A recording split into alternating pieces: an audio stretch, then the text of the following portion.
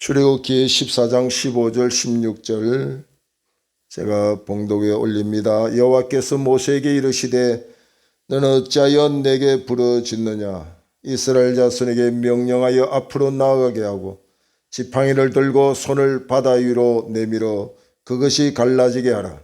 이스라엘 자손이 바다 가운데서 마른 땅으로 행하니라. 아멘. 홍해라고 하는 설교 제목을 정하고 가장 먼저 생각나는 한 분이 있는데 제게는 잊을 수 없는 믿음의 어머니입니다. 여추 3, 4번 척추결핵 환자인 저에게 밤을 새도록 한부에 손을 올려 기도해 주셔서 주님의 그 치유함을 입는데 정말 참으로 귀한 일을 했던 그분을 잊을 수 없습니다. 그분은 고신척 목사님의 따님으로 잘 믿음의 삶을 모태부터 하다가 어떻게 하다 연애 결혼을 하고 남편이 장교로서 불신앙인이었습니다. 잘 믿기로 약속하고 결혼했지만은 오랫동안에 믿지 않은 불신 가정에서 태어나 성장한 그의 삶의 고백은 얼마 가지 못하고 결혼 후에 몇 달 후는 결국은 주의를 지키지 못하는 상황 속에 이르렀습니다. 심지어는 진급에 필요한데 부부 동반의 파티가 있고 참여할 일들이 있는데 당신도 함께 이번 주일만 꼭 나와 함께 그 파티에 갑시다. 그곳에 참여합시다. 그렇게 이야기하는 것을 끝내 뿌리치지 못하고 그곳에 참여하여서 이제는 남편뿐만 아니라 본인까지도 신앙을 잊은 채 살아갔습니다. 그 결혼 생활이 아름답게 참으로 장래가 촉망한 남편과 더불어 귀한 결혼 생활이 이어지면 좋을 텐데 아이 3명 5살 미만으로 5살, 3살 또 2살이라고 하는 정말 갓난 아이들을 두고서 남편이 교통사고로 죽습니다. 그때의 이 전도사님은 30대 초반 나이로 남편 없이 자녀 셋을 키워야 되는 그런 상황 속에 놓여져 있습니다. 얼마나 암담한 현실에 처해져 있었겠습니까? 그러나 그때 지금까지 하나님의 품을 떠나 세상 속에 방황했던 자신을 돌아보고 이제 하나님 앞에 기도하며 살기를 소망하여서 오래전의 기억을 더듬어서 공동묘지를 지나서 산 꼭대기에 있는 조그만 기도원을 찾았습니다. 마침 그곳에 부흥회를 하고 있었기 때문에 자녀 셋을 데리고 그곳에 부흥회에 참여했습니다. 그때에 목사님을 통해서 주신 말씀이 이사야 43장에 있는 말씀입니다. 너는 내 것이다. 내가 너를 지명하여 불렀고 내가 너를 구속했고 내가 너를 창조했다. 너는 두려워하지 말라. 내가 너와 함께 할 것이며 내가 물 가운데 지날지라도 그 물이 너를 침몰치 못하게 할 것이며 네가 불 가운데 지나갈지라도 그 불이 너를 태우지 못하게 할 것이니라. 야곱아, 너는 어찌하여 두려워하느냐. 이 말씀을 받는데 그 여전사님의 이름을 부르며 애타게 찾으시는 하나님의 음성을 그날따라 듣게 됩니다. 그때에 이 전도사님은 뜨거운 눈물로 회개하고 하나님 앞에 새로운 결단을 합니다. 사정을 알고 서울에서 목회를 하고 부흥회 때만 그 기도원에 오시는 원장 목사님이 어렵겠지만은 이곳에서 기도원을 지키고 생활할 수 없느냐고 하는 이야기를 듣게 됩니다. 근데 사실 그곳은 낮에도 올라가기가 참 섬뜩섬뜩할 정도로 사람의 인가가 없고, 오히려 그곳에서 사람을 만나면 겁이 날 정도로 공동묘지를 지나서 산꼭대기에 있는 기도원입니다. 30대 초반 여성의 몸으로 아이 셋과 그곳을 지낸다는 것은 쉽지 않습니다. 그러나 그 부탁을 받고 그곳에서 기도하면서 신앙을 하고 전도사가 되어서 생활하던 중에 제가 그때 예수를 믿기로 하고, 또 제가 척추교육 환자로서 그분께 기도를 받고 치유함을 받았습니다.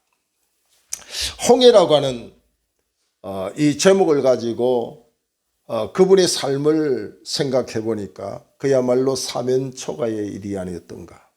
진퇴양난의 길, 인간의 모든 힘으로서는 역부족이었던 그의 생활을 생각해 보게 되었습니다. 그분뿐만 아니라 주님을 만난 오늘의 인생은 다 홍해를 경험한 인생이 아닌가, 그런 생각을 해봅니다.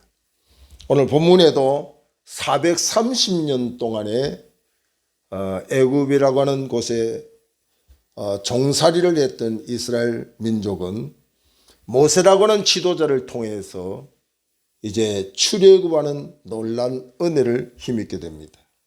하나님이 모세를 사용하여 그 백성을 종된 곳에서 나오게 하고 가나안이라고 하는 적과 꿀이 흐르는 그곳에 인도를 하는 역사를 허락해 주셨습니다.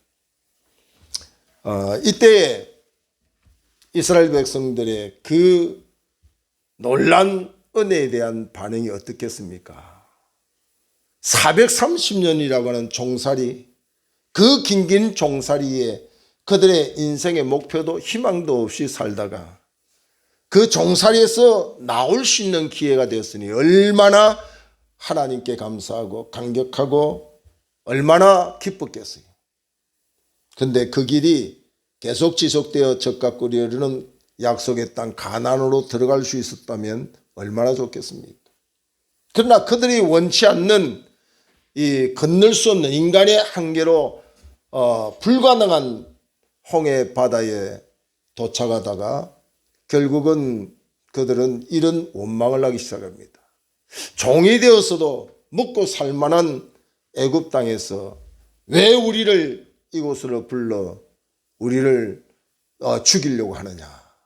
지도자 모세를 원망하고 하나님 앞에 불신앙을 고백하는 이스라엘 백성들을 보게 됩니다. 앞은 홍해 바다로 건널 수 없는 그들의 환경이고, 이제 뒤로 물러서려고 했더니 애굽의 군대가 그들을 공격하고 있습니다. 그러니까 앞으로 가도 살 길이 없고 뒤로 가도 살 길이 없는 그야말로 징태양난의 길을 그들이 경험하고 있는 상황입니다. 출애굽의 그 감사, 그 감격의 기쁨이 송두리째 그 홍해의 바다에 수장돼 버리는 그런 상황입니다. 우리도 얼마 전까지 있었던 코로나의 환경, 코로나 끝나면 우리의 경제도 우리의 모든 것이 안정될 줄 알았는데 오히려 코로나가 끝나고 난 뒤에 우리의 현실을 보면 그때보다 더 어렵다고 하는 사람들의 이야기들을 많이 듣게 됩니다. 그야말로 홍해는 특별한 사람에게만 주어지는 게 아니라 오늘 이 땅에서 존재하는 우리 모두의 길 속에 우리가 원하든 원치 않든 홍해는 우리에게 도래될 수 있다는 사실을 보여주는 거죠. 최고의 기쁨 속에서 극적인 그 기쁨을 다운시키는 그런 홍해를 보게 됩니다. 사람은 저마다 이 홍해를 직면할 때에 어떤 사람은 가난의 홍해를 직면할 수도 있습니다. 매달 재촉하는 월세집에 사는 사람들, 또 영세 상인들의 월세 걱정은 끝없이. 그래서 요즘은 이 좋은 자리, 옛날에는 정말 권리금을 주고 거기서 영업을 할 수 있었던 그 가게들, 그 곳마저도 이제는 임대라고 하는 그 현수막을 붙일 정도로 우리 경제가 심각합니다. 최선을 다해서 노력하고 열심히 일했는데도 불구하고 가난을 면치 못하는 그들에게는 그야말로 삶의 역부족을 고백하고 그의 고백은 이곳이 홍해구나, 그렇게 말할 수밖에 없을 것입니다.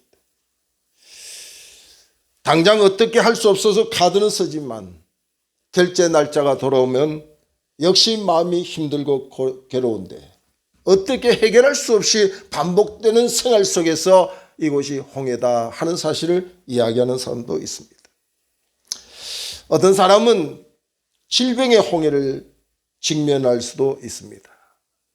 제 가까이도 요즘은 제가 나이가 이제 들어서 그런지 소천했다는 소리도 이제 많이 듣지만은 이 암 환자들이 얼마나 많은지 모릅니다. 뭐 전화 와서 안부를 물으면 무슨 암이라고 하는 참으로 인간의 힘의 한계에 이제는 역부족인 그런 상황을 직면한 사람들을 많이 보게 됩니다. 어떤 사람은 남편의 홍해, 아내의 홍해, 심지어는 자식의 홍해를 직면하는 경우도 있습니다. 이제 키워놓으면 걱정 없을 거야. 저 자식이 나에게 효도할 거야. 기대를 하고 키우고 꿈을 가졌던 자식들마저 내 힘으로는 어쩔 도리가 없다고 하는 탄식의 소리가 나올 수 있는 그런 환경에 부닥치는 사람도 있습니다. 엘리야는 하나님의 뜻대로 살고 생명 걸고 복음을 전한 선지자입니다.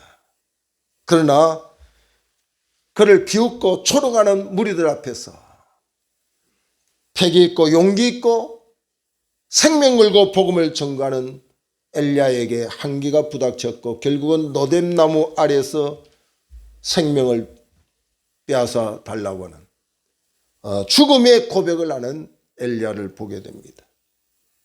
엘리야는 위대한 사람입니다. 우리와는 좀 더 다른 사람 같습니다.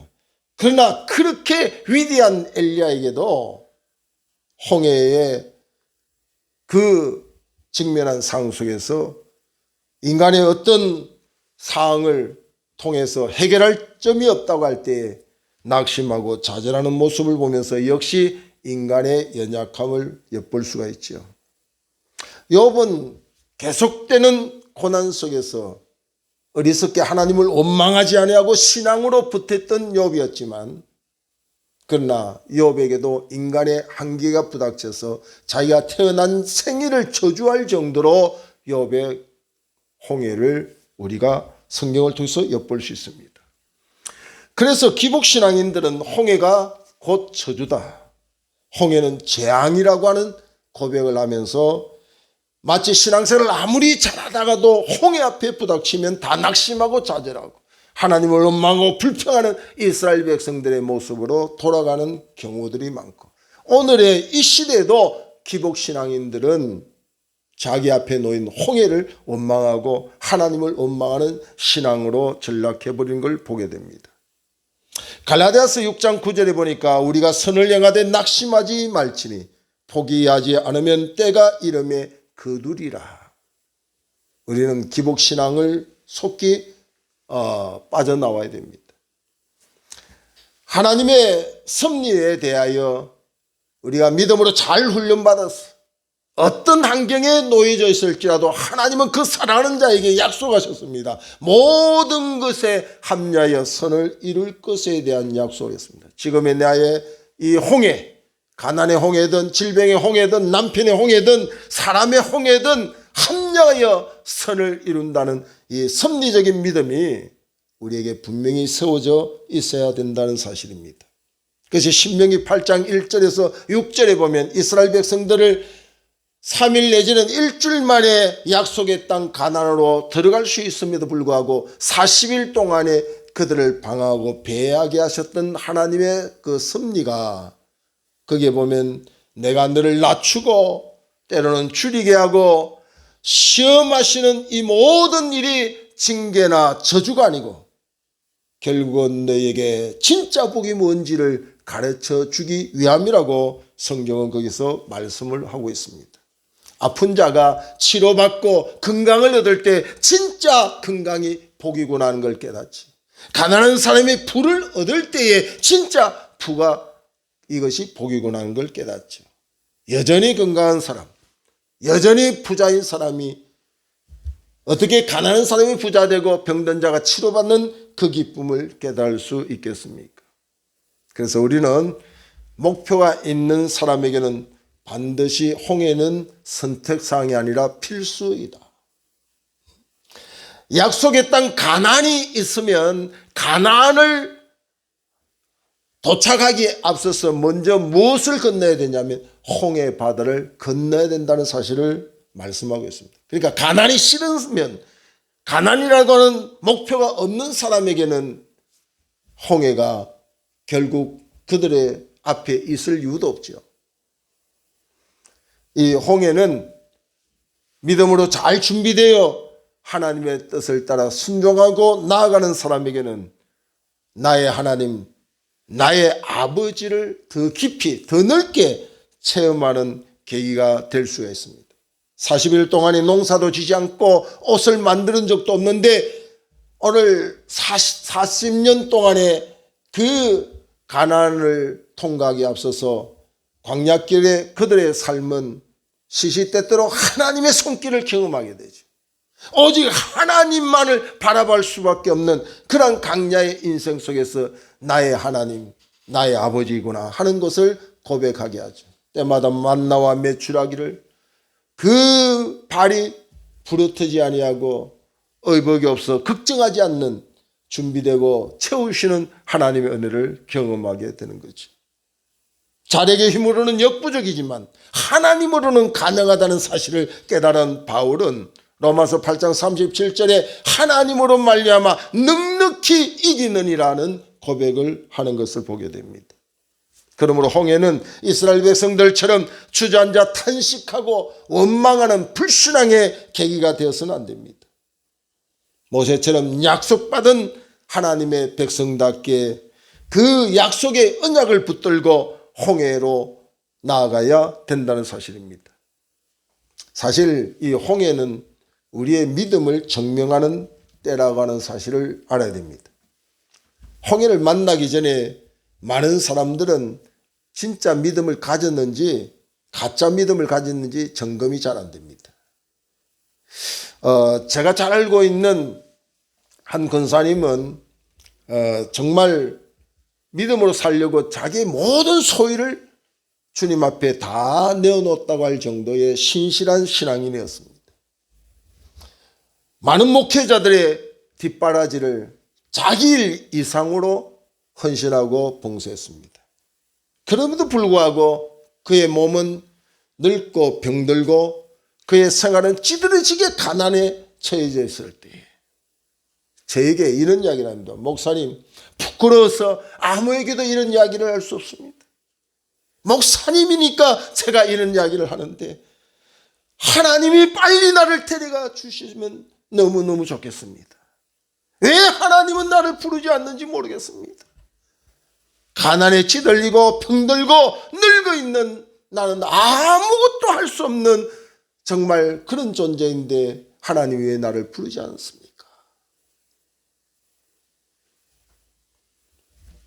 그의 홍해는 경험하지 못한 사람들에게 상상을 초월하는 그런 어렵고 힘든 길, 아무리 노력하고 애써도 건널 수 없는 역부족인 상태를 그의 정말 그 고통의 절규를 들은 적이 있습니다.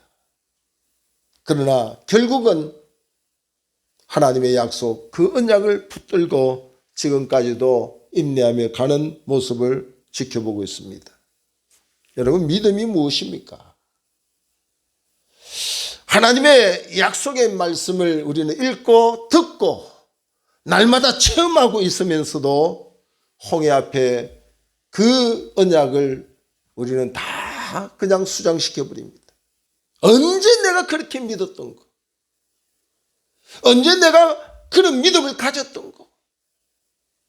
입술로는 내가 사람들에게 말은 하지 못하지만 내 안에 직면한 그 홍해를 통해서 탄식하고 원망불편하고 주저앉아 있는 그런 모습이 있다고 한다면 우리는 깨어 정신을 차려야 될 줄 압니다.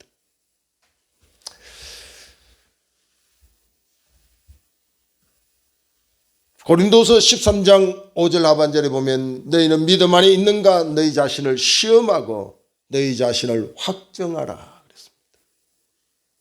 어설프게 믿는 것도 아니고 정말 열정적으로 믿었지만 과연 나에게 그 언약의 하나님의 약속을 어떤 환경 속에 심지어 내가 감당할 수 없는 홍해가 도래될다 할지라도 그 믿음을 잃지 아니하고 하나님의 절대적인 약속을 믿고 나아갈 수 있는 신앙인인가? 그런 믿음을 내가 가지고 있는가? 그렇지 않으면 주께서 생명의 주가 되시고 많은 이들이 주님을 떠난다 할지라도 죽음의 그 자리라도 나는 주를 떠나지 않겠다고 호언장담했던 베드로의 그 입술의 믿음만 가지고 있는지 우리가 돌아봐야 됩니다. 어떻게 보면 우리는 홍해는 죽을 것 같은 환경이라고도 말할 수 있습니다. 정말 숨을 쉴 수 없을 정도의 질식할 수 있는 그런 상황이라고도 말할 수 있습니다. 그러나 그 홍해를 믿음을 증명하고 그 언약에 절대적으로 신뢰하고 그 말씀에 순종할 때 되면 하나님의 그 역사는 우리에게 기적적으로 나타날 수밖에 없습니다. 오늘 21절에 보면 14장 21절에 모세가 바다 위로 손을 내밀매 여호와께서 큰 동풍이 밤새도록 바닷물을 물러가게 하시니 물이 갈라져 바다가 마른 땅이 된지라. 홍해 자체는 건널 수 없는데 그 홍해 바다가 마른 땅같이 만들어 주시는 하나님의 그 손길 앞에서 얼마나 통쾌하고 얼마나 놀랍고 감사하겠어요.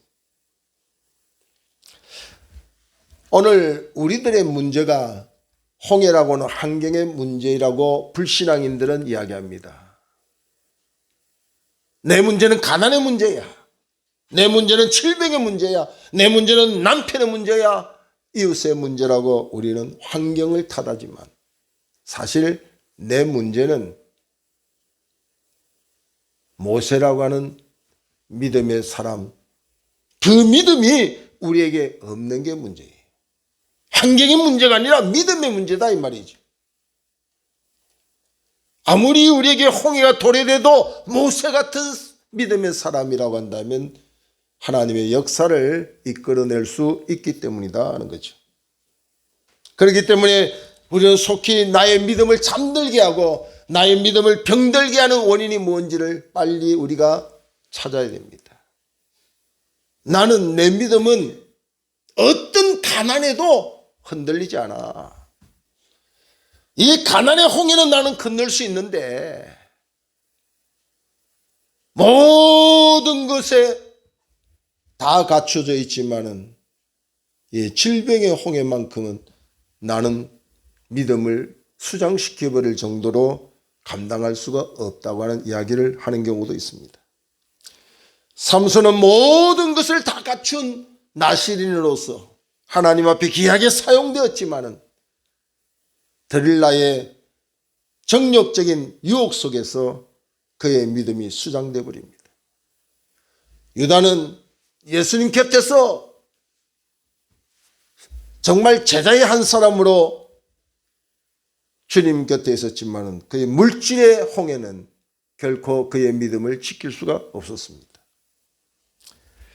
그래서 마태복음 13장 3절 이하에 보면 씨 뿌리는 비유를 통해서 우리의 심령에 대하여 때로는 돌짝밭 같은 심령, 길가밭 같은 심령, 가시떨기 같은 심령은 결코 믿음을 지킬 수 없다고 그랬어요. 속히 옥토가 되어야 30배, 60배, 100배의 열매를 맺을 수 있다고 말씀합니다.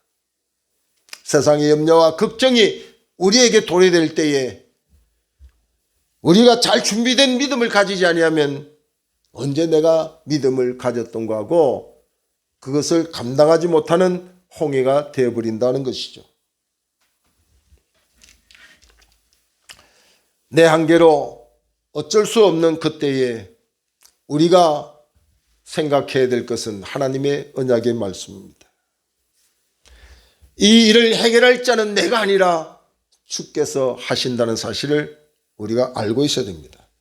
그것이 오늘 13절에 보면은 모세가 백성에게 이르되 너희는 두려워하지 말고 가만히 서서 여호와께서 오늘 너희를 위하여 행하시는 구원을 보라. 여호와께서 하는 겁니다. 홍해를 갈라놓을 수 있는 그 힘은 세상의 어떤 권력자가 아닙니다. 어떤 배운 지식자가 아닙니다. 여호와께서 하신다는 사실을 인식해야 돼요. 이 단순하고 이 간단한 신앙이 오랜 동안의 연륜을 자랑하는 신앙인에게도 홍해 앞에서 잊어버리고 사라져 버린다는 게 이게 안타까운 겁니다. 하나님이 아십니다. 하나님의 열심히 홍해 앞에서 우리를 구원의 길로 인도하십니다. 하나님의 열심은 내가 상상할 수 없는 문제를 해결시키고 결국은 역전의 역사를 경험하게 하신다는 거죠. 마침 다윗이 원수의 목전에서 내게 상을 베푸신다고 하는 고백처럼 하나님의 역사는 분명히 그 약속을 믿고 순종하며 나아가는 그 백성을 외면하지 않는다는 사실을 기억해야 됩니다.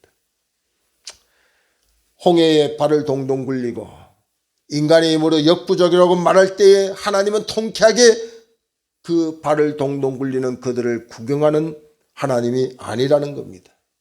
하나님은 일하시는 하나님입니다. 하나님은 우리를 통하여 하나님의 역사를 경험하게 하실 겁니다.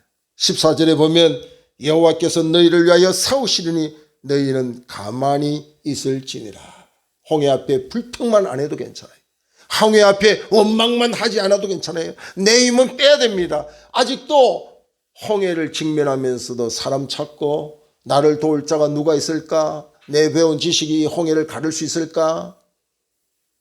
그것은 너무나도 안타까운 일이 아닐 수 없습니다. 홍해는 내 힘을 빼고 주님의 힘이 나를 이끄는 역사를 경험하라고 주님이 말씀하고 있습니다. 고린도후서 1장 9절에는 분명히 말씀합니다. 너희가 살 소망이 끊어지고 너희들에게 사형선고적인 사항이 놓여져 있을지라도, 쉽게 말하면 너희 앞에 건널 수 없는 홍해가 있을지라도 그때는 자기를 의지하지 말고 죽은 자를 다시 살리신 너희 하나님을 의뢰하게 하십니다. 하나님의 뜻이 어디 있습니까? 오늘 우리의 가정적으로 교회적으로 이 나라 이 민족적인 환경은 마치 홍해가 아닌가 생각이 되집니다. 어떤 정치인들이 이 홍해를 건널 수 있는 그 역전에 하나님이 하실 일을 해낼 수 있는 사람이 있겠어요? 사람을 찾는다면 진실로 모세 같은 사람이 오늘 시대에 필요한데 누가 모세가 될 것입니까? 오늘 저와 여러분이 그 언약을 믿고 그 말씀에 순종하며 깨어 기도하고 나아간다면 우리가 모세가 될 수 있고 우리의 홍해는 육지같이 건너게 되어 우리를 공격하는 애굽의 군대가 그 우리가 두려워했던 조금 전까지 그 땅이 마른 땅처럼 건너게 된 이 역사 후에 하나님은 다시 그 홍해를 정상화시켜 마른 땅인 줄 알고 공격하면 나오는 애굽의 군대는 그게 다 빠져 수장되어 죽게 되는 그 역사를 보게 되지. 원수들이 많고 나를 공격하는 세력이 많아 두렵습니까? 염려가 됩니까? 걱정이 됩니까? 어떻게 그들을 해결할 길은 없느냐? 우리가 그 모든 홍해 현장 속에 낙심하는 일이 있다면 우리 믿음을 점검해보는 기회로 삼아서 정말 내가 믿음이 있는가? 정말 내가 하나님의 그 약속이 세상 천지가 변해도 변하지 않는 그 하나님의 약속의 말씀을 이론이나 지식적으로만 받아들이지 아니하고 실질적인 내 삶에 적용하며 믿고 있는가? 그것부터 우리가 점검을 하고 오늘 모세를 통하여서 이 대역전의 역사, 반전의 역사를 일으킨 그 하나님이 오늘 우리들의 믿음 속에, 우리의 기도 속에 나타나기를 확신하고 홍해가 하나님께 영광을 돌리고 하나님의 기적을 체험하는 아름다운 간증의 기회가 되기를 주의 이름으로 축복합니다. 기도하겠습니다. 하나님의 은혜를 감사합니다.